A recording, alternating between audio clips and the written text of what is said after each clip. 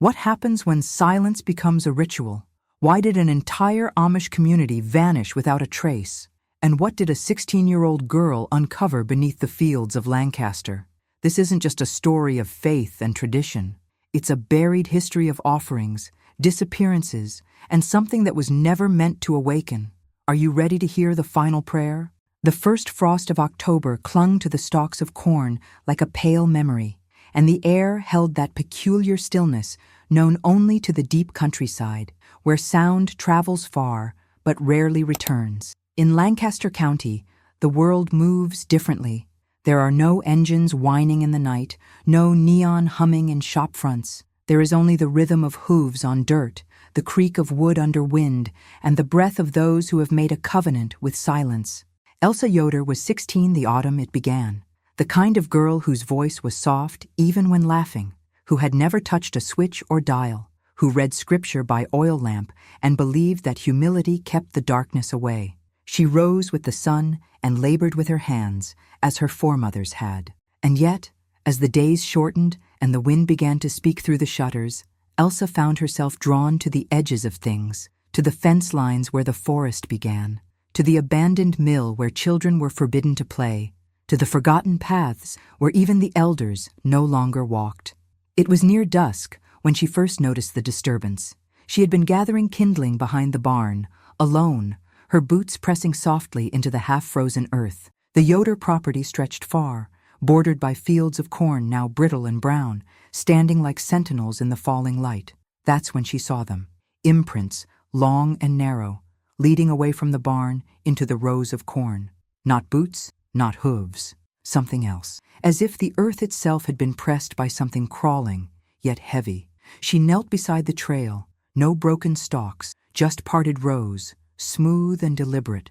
The prints ended at the mouth of the field, swallowed by shadows. Elsa stood motionless, breath held tight in her chest. The air was colder here, not from the hour, but from something deeper, an absence, as if the world had momentarily stopped inhaling. That night, she did not speak of what she saw. Her father sat silently at the table, reading from the book of Psalms. Her mother hummed a hymn while sewing by lantern light. Life, it seemed, moved on, undisturbed. Yet Elsa's thoughts returned to the edge of the field. She could still feel the weight of something behind her, something that had not moved, but was watching. The following morning, she found something left beneath the wooden bench outside the prayer house, a pouch made of lye-washed linen, damp with morning dew. Inside, a scrap of parchment, thick, grainy, old, marked with symbols, not German, not English, circular patterns, drawn with a trembling hand. There was an impression of something sunken into the fibers, a smell like smoldered herbs and iron. She took it to Elder Miller after service. He frowned as he turned the parchment in his weathered hands. For a moment, a flicker of something crossed his eyes, recognition or fear. He folded it without comment, tucked it inside his coat, and told her it was best not to dwell on such things. Some knowledge, he said, lives better buried, like bone beneath earth. But Elsa couldn't stop thinking about it. That night, sleep came slowly. When it did, it brought voices, soft, fragmented, whispering in a tongue she didn't know. She woke before dawn, heart pounding, her bedsheets damp with cold sweat. Through the window, the moon hung low and yellow. And from the cornfield, far across the yard, she swore she heard the faint sound of something dragging through the stalks. In the morning, another family left the community. No explanation, just a cart packed before sunrise, children with hollow eyes, and a mother who would not speak. It was the third such departure in 2 weeks. Elsa's father said only, they were called elsewhere. But Elsa began to wonder, by whom? It was on the 4th morning after the frost that Elsa returned to the bench by the prayer house, her steps slow, deliberate. A cold wind stirred the leaves across the ground, rattling like dry bones. She found herself unable to look away from the spot where the pouch had been, where the damp linen and its strange symbols first breached the quiet world she knew. To her surprise, another object waited for her there now, carefully placed, as if by unseen hands in the night. It was not a pouch this time, but a bundle, tightly wrapped in cloth the color of dust. She lifted it cautiously. Inside lay a crude wooden cross, no taller than her palm, bound at the center with twine. The wood was scorched, blackened unevenly, as if it had been held over fire but not consumed. Beneath the cross, tucked into the folds of cloth, was a torn piece of parchment. This one bore no symbols, only a phrase written in broken High German. "He listens below." Elsa did not know what to make of it. That phrase, who was he, and what did it mean to listen from below? Her thoughts turned again to the imprints in the soil, the sounds in the night, the silence that followed. She took the cross and hid it inside her apron, the parchment folded tightly beside it. Later that day, she asked her mother about the old stories, those whispered among the elders when they believed no one listened. Her mother hesitated, the needle pausing mid-stitch. "Stories are like weeds, Elsa," she said, not meeting her daughter's eyes. "They grow fast in empty minds." But Elsa pressed further. Had there ever been visitations? Signs? Her mother finally relented with a sigh. "There was a girl once, long ago, before your time." She spoke of dreams, of symbols, of voices in the fields. They said she wandered too far from the Ordnung. Her family sent her away. Where? To the mountain sanatorium, past the railway tracks. It's closed now. They sealed it after the fire.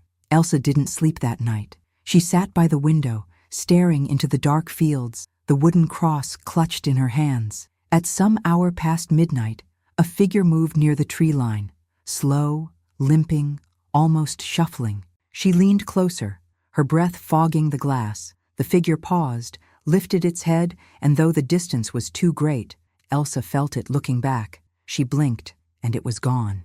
The next morning, 2 more families left the community. No farewells, no words, only the sound of hooves receding and children staring back over their shoulders. At service, Elder Miller spoke of obedience, of the need to remain steadfast. "Storms test not only our homes," he said, "but our hearts." His voice trembled ever so slightly, and for the first time, Elsa noticed how pale he looked, how his hands gripped the pulpit with unseen strain. After the service, he approached Elsa alone. "You must forget the pouch," he said quietly. "Forget the cross. These things are not for your hands." "Who left them?" she asked. "No one," he replied. "Nothing." And he turned from her before she could speak again.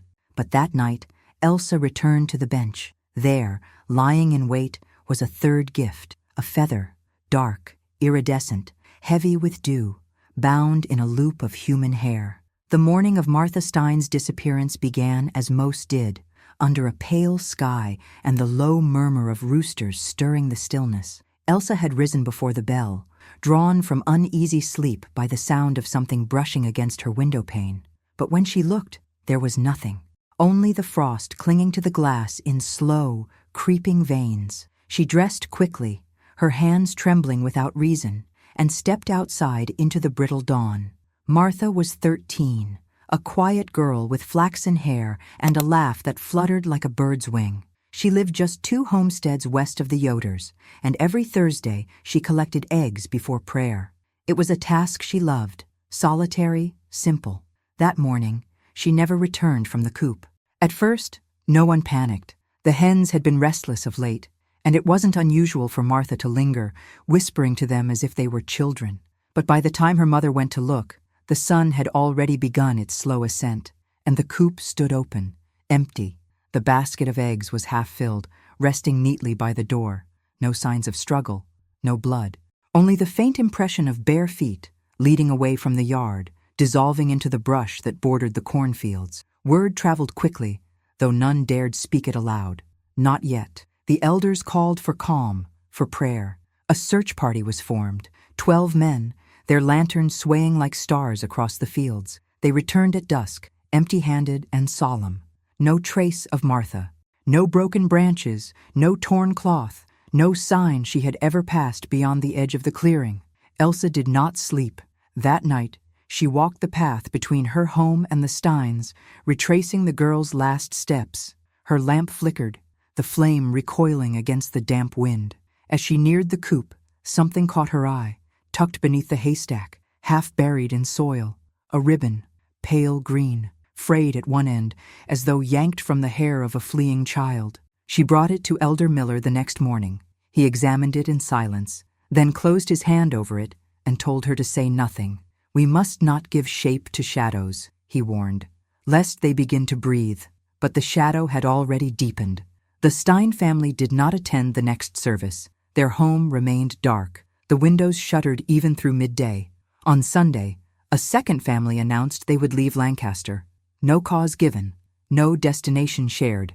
They packed at dusk and were gone before dawn, the sound of their wheels muffled by the fog that now clung tighter each morning. Elsa knew this was no illness, no simple fear. Something had shifted. Something ancient and heavy stirred beneath the soil of their quiet world. That evening, she returned to the bench by the prayer house. There was no object waiting this time, only a symbol scratched into the wood, a crude circle, broken at the top, like an open mouth. Inside, 3 slashes, like claw marks or tally strokes. Beneath it, a single word carved with deliberate care, "Offert." She traced it with her fingers. The wood splintered beneath her touch, as though the carving had been freshly made. Behind her, the wind picked up, rustling through the brittle stalks like whispering teeth, and somewhere, from the direction of the old mill, a bell rang once, low, hollow, and not part of any service. The days that followed Martha Stein's vanishing settled over Lancaster like a second frost, one unseen, but felt in the marrow. No one spoke of it in the open, not during prayer, nor at table. But the absence echoed in every corner of the community. Children played quieter. The women sang fewer hymns while churning butter. Even the elders wore their silence differently, thicker, as if stitched into their coats. Elsa moved through the days as if walking through fog. Every task felt slightly removed from her hands, as though the motions belonged to someone else. Yet her thoughts remained sharp, drawn inward toward the memory of the word carved on the bench, Offert, and the cold certainty that it meant more than an idle threat. She needed answers, but the Ordnung offered none. And so, late one evening, she crept into the shuttered archives of the community meeting house. Few among them bothered with the old records. They were kept in a locked cabinet beneath the eastern wall. Ledgers of births, deaths, and marriages in faded ink, lists of infractions and confessions, minutes from elder councils spanning generations. But deeper within the drawers, Elsa found something else, an unlabeled ledger, wrapped in plain cloth and brittle with age. The pages inside were strange, unlike the orderly records that surrounded them. They bore no columns, no dates, only passages written in a hand unfamiliar, slanted, hurried, descriptions of dreams, warnings, names she did not recognize, except one, Magda Lentz, the girl her mother had once mentioned, sent away after speaking of voices and visions. Elsa read in silence, the lantern casting long shadows against the wall. Magda's final entry was brief. "They come when the soil is ready. One must be given. The others will remain." She closed the ledger, her fingers trembling. The next morning, she sought out Anna Troyer, one of the oldest women in the district. Anna was known for her stubbornness, her refusal to remarry after her husband drowned in the creek 40 years past. She lived alone now, and few visited. Elsa approached under the guise of delivering fresh milk. Inside, Anna listened quietly, as Elsa recounted what she had read, her voice low, careful. When she finished, Anna said nothing at first. Then, slowly, she stood and fetched a small box from beneath her stove. Inside were photographs, sepia-toned, edges curled. The community, long ago. Girls in plain dresses, faces solemn, standing before the same prayer house that still stood. Anna pointed to one. "That's Magda," she whispered. "They erased her name from the records, but not from memory." Elsa studied the photo. Magda's expression was unreadable, her eyes dark, fixed not on the camera, but just past it, as if watching something that no one else could see. "They thought sending her away would end it," Anna said, "but it only paused the cycle. The field grows hungry again." That evening, Elsa returned home late, her apron heavy with the weight of knowledge. She passed the prayer house, but did not stop. Yet even as she reached her porch, she knew something waited. Pinned to her doorframe was another ribbon, this one, black, tied around a lock of blonde hair. Her hands shook as she untied it. The scent it carried was unmistakable, soil, rust, and something sour. Inside the knot was a second message, barely legible. Second. Elsa stood in the dark, her heart thudding. She wasn't the first, and she wouldn't be the last. The wind changed on the first Sunday of November. It carried with it a scent that did not belong, a metallic edge, sharp and earthy, like something unearthed too soon. The sky had turned the color of wet slate, and the birds no longer sang in the hedgerows. Elsa felt the difference not only in the air, but in the glances exchanged at service, in the way the elders now lingered in private prayer, long after the benches had emptied. That morning, Jacob Fisher returned from the mountain woods. He had left weeks earlier, sent to assist his uncle in a neighboring settlement. He was taller now, leaner, his face drawn and pale beneath the brim of his hat. Elsa found him sitting alone by the trough behind the prayer house, turning a small stone over in his hands. "They say Martha's gone," he said without turning. "She is," Elsa answered, "and they say little else." He looked at her then. They never do. That night, Elsa showed him the ribbon, the photographs, the ledger from the archives. Jacob said nothing for a long while, only stared into the flame of the lantern as if reading something beyond the light. "I heard things, up in the mountains," he said at last, "whispers in the trees, bells that rang with no wind. One night, I followed a sound I couldn't place. It led me to a clearing. There were symbols burned into the ground." He paused, his voice growing quieter. "I think they meant for me to see it." The next evening, they went together to the edge of the cornfield where Elsa had first found the strange markings. The stalks swayed, though there was no breeze. The soil was dry, cracked, as if scorched from beneath. They moved carefully, deeper into the rows, following the line of flattened stalks that curved like the path of a slow-moving serpent. After what felt like an hour, they reached the remnants of an old fence, broken and overgrown. Beyond it stood a derelict barn, one not marked on any community map, its wood blackened with rot, the door half open. Inside, the air was thick, warm in an unnatural way. The lofts above creaked though they were still. At the center of the barn floor lay a circle of ash and stone, surrounded by small mounds of earth. 6. One was freshly disturbed. Jacob knelt beside it and brushed away the dirt. Beneath it lay another wooden cross, identical to Elsa's. Carved into the base was the word Erwailt, chosen. As they left, neither spoke. Not until the barn was far behind, and the trees no longer leaned inward. That night, the bell rang again, 3 times. Low, measured, impossible. The bell rope had been cut months ago, after a storm had cracked the chapel's steeple. Elsa stood at her window, watching the prayer house. She saw nothing move, no figures, no light, only the sound of the wind and the long, slow echo of something older than the building itself. In the morning, the benches inside were marked, not with ink or charcoal, but with something dark, oily, and foul-smelling, symbols she could not read, though her bones seemed to recognize them. The elders said nothing, only scrubbed the wood with trembling hands, whispering prayers through clenched teeth. Later that day, a 5th family announced they would leave Lancaster. This time, no one asked why. Elsa and Jacob returned to the barn after sunset. The 7th mound had been made. It was the coldest night yet. The frost crept over the window panes in silent filigree, and even the horses refused to sleep near the fences. Fires were lit earlier that evening, and yet the chill within the homes of Lancaster was not one warmth could chase away. Elsa awoke just past midnight, roused by a sound she could not place. Not wind, nor animal, nor storm. It was music, soft, distant, and discordant, like a hymn remembered wrong. She wrapped herself in her shawl and crept from her room, careful not to wake her parents. Outside, the sound was clearer, a low, wavering chant, somewhere between singing and weeping, rising from beneath the earth. Jacob met her at the edge of the property. He, too, had heard it. Neither spoke. They followed the sound through the dark, past the Yoder barn and into the fields, where the corn no longer stood, but had been cut and gathered. The soil was bare and dark, scattered with patches of frost that crackled underfoot. The sound led them to the old mill. No longer used since the collapse of its west wall a decade prior, it stood like a broken tooth against the pale sky. The door was ajar. Inside, the floor was warped. split in places, the beams above thick with hanging webs, but the sound was louder here, beneath the floorboards. Jacob pried at the edges of one, revealing a hollow beneath, no more than a crawl space. The air that rose from it was damp and stale, but not empty.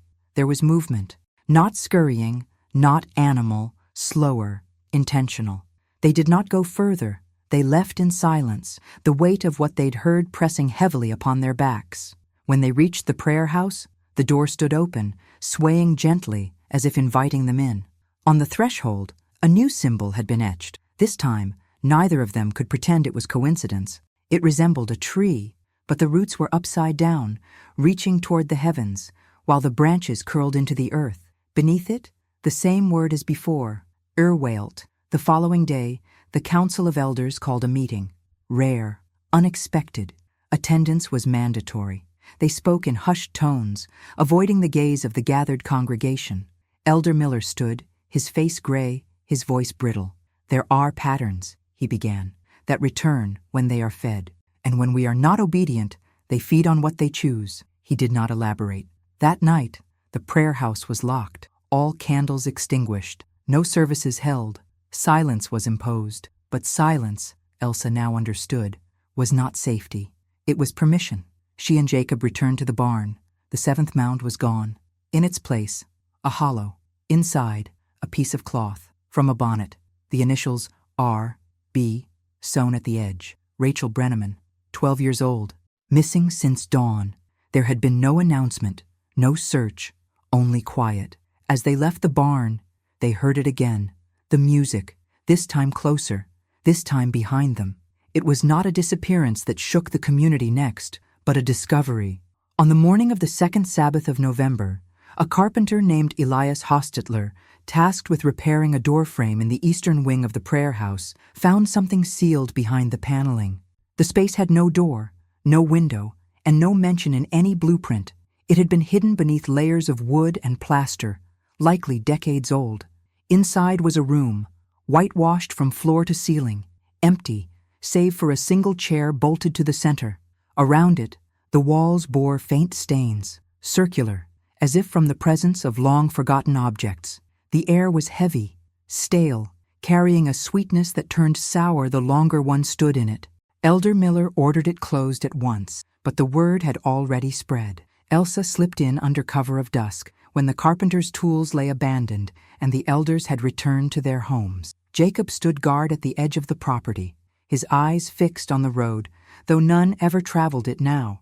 Inside the white room, she felt something immediately, like stepping into a place memory had touched but not spoken of. The chair was worn, its edges smooth with use. In one corner of the room, nearly invisible, a scrap of parchment had been wedged between boards. She pulled it free. The writing was faint, smeared by moisture and time. It read only, "He does not forget, even when we seal the door." That night, Elsa did not sleep. Instead, she returned to the archives, to the forbidden ledger. A name appeared now she hadn't noticed before. A list, barely legible, of initials, ages, and dates, each spaced nearly a generation apart. The last entry, M.L., 16, 1884, Magda Lentz. There had been no offerings recorded since, until now. She turned the page, a blank sheet, and beneath it, freshly inked, still damp, E.Y. 16, 2025. The ledger trembled in her hands. She had never seen her name written in that book, and yet the ink was unmistakably new. She left the meeting house in a daze, her thoughts scattered, her breath short. Jacob found her near the edge of the trees, where the ground dipped toward the old root cellar that no longer held food. "I saw them," he said. "Who?" He hesitated. "They're not people, not anymore, or maybe they never were." That night, the fog returned, thick, choking, unnatural. It pressed against windows, wormed beneath doors, and brought with it the smell of the white room. Across the village, candles flickered and died. Animals brayed in panic. Elsa awoke to the sound of something clawing at her door, slow, measured. When she opened it, there was nothing, only the fog, curling like fingers across the porch, and resting on the threshold, a folded bonnet, her name stitched inside. The fog did not lift with the morning. It lingered, thick and gray, casting the village into a perpetual dusk. Even by noon, the sun remained unseen, as if it had turned its face away from Lancaster. Fires were kept burning longer, but the warmth they offered felt increasingly hollow, like heat remembered rather than felt. Elsa remained indoors that day, unable to shake the weight of the bonnet, now folded and hidden beneath a floorboard in her room. Her name had been stitched with the same thread used in funeral garments. Her mother had not asked about her restlessness, nor questioned why Elsa kept glancing toward the fields. The Yoders, like the others, had grown quieter, thinner, brittle with fear they would not name. At twilight, Jacob came for her.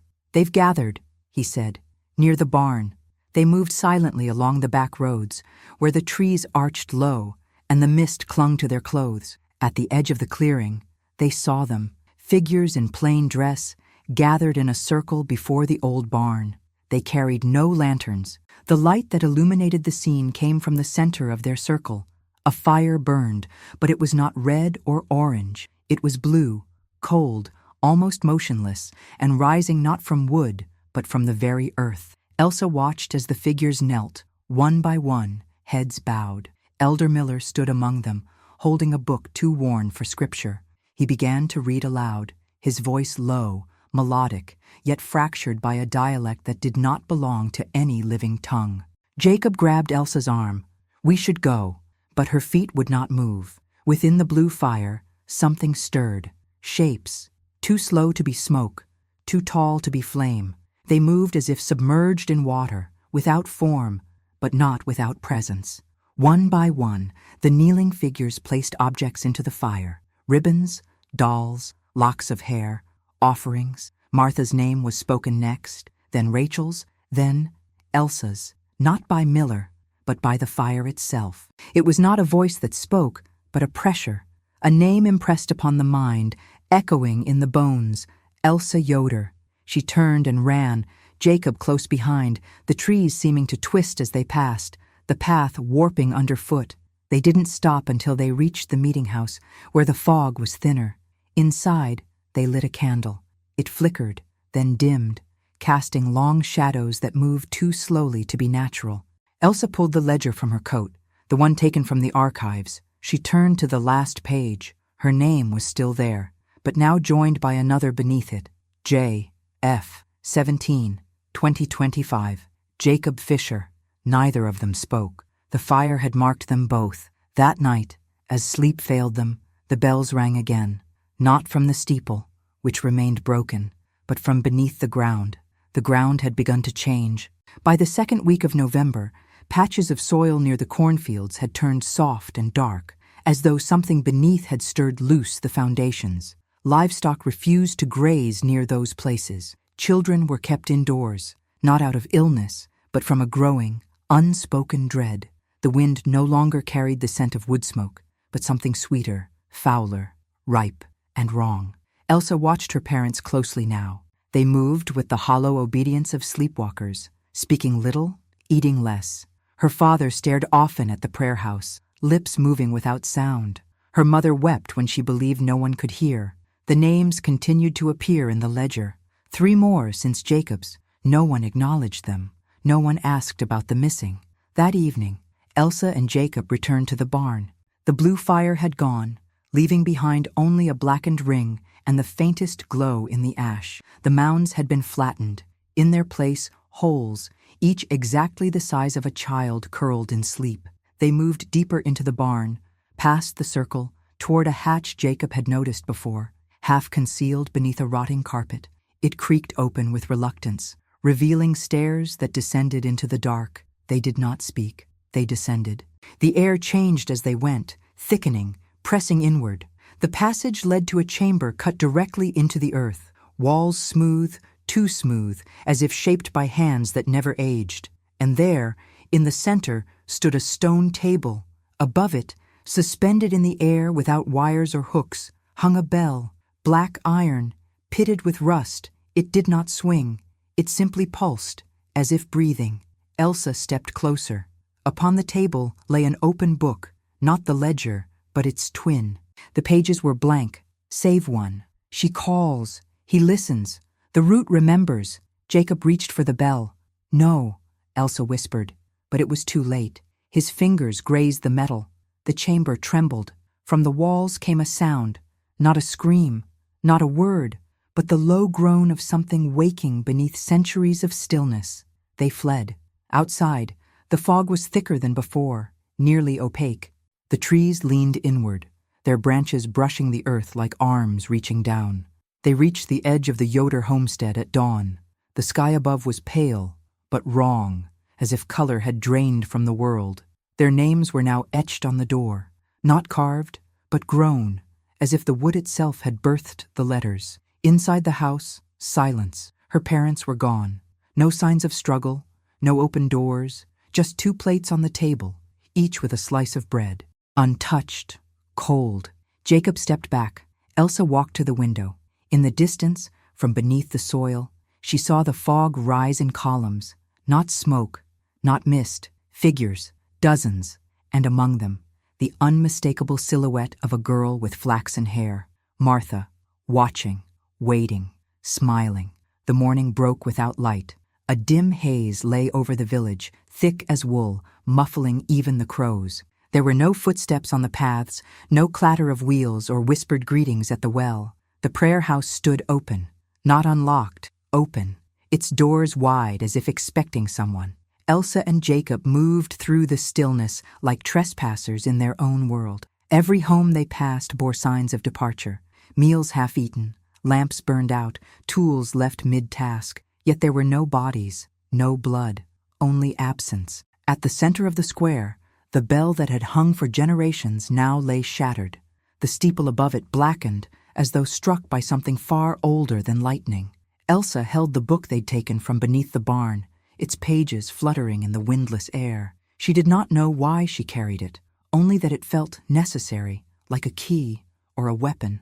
They made their way to the fields. Where corn once stood, there were now hollows, hundreds of them, perfectly spaced, stretching toward the horizon. From each rose a low hum, just beneath hearing, felt more than heard. At the center of the field stood a stone pillar, newly unearthed, though its surface was worn by centuries. Symbols covered it, spirals, roots, open mouths. At its base, a shallow bowl carved into the rock, already filled with water that did not reflect the sky. Elsa stepped forward. Her hands moved without thought, placing the book into the bowl. The water did not wet its pages. Instead, it turned black, thick as ink, and began to rise. The ground shuddered. From the hollows, figures emerged. Not the missing, not anymore. They moved like marionettes underwater, their faces still, their eyes full of something deeper than memory. Children, elders, the young, the old, all marked, all silent. Among them, Martha. She approached slowly, arms at her sides, her hair falling over one shoulder, her mouth opened, but no words came, only a sound, a single note, low and steady, that resonated through the soil, up through bone and breath. Elsa understood then. This was not a punishment, it was a remembering. The land had not been cursed, it had been fed for generations. And now it hungered again, not for pain, not for blood, but for acknowledgement, for continuity, for the offering of voice. She stepped to the pillar. Jacob tried to stop her. She shook her head. "I was named," she said, and then she spoke, not a scream, not a plea, a prayer, old, fragmented, pulled from dreams and whispers and the broken ledger. As she recited it, the wind ceased, the hum quieted, the figures paused, and then, slowly, they began to sink, not violently, not in fear, but as if returning to where they had always belonged, back into the earth, into the hollows, into the root. Martha was the last. She watched Elsa, not with sorrow, but with something like peace. Then she too was gone. The sky cleared, light, pale, and thin, touched the fields for the first time in weeks. Elsa stood alone. Jacob was gone. No footprints led away from where he had stood. Only the open prayer book, dry now, resting on the stone, its final page blank, waiting.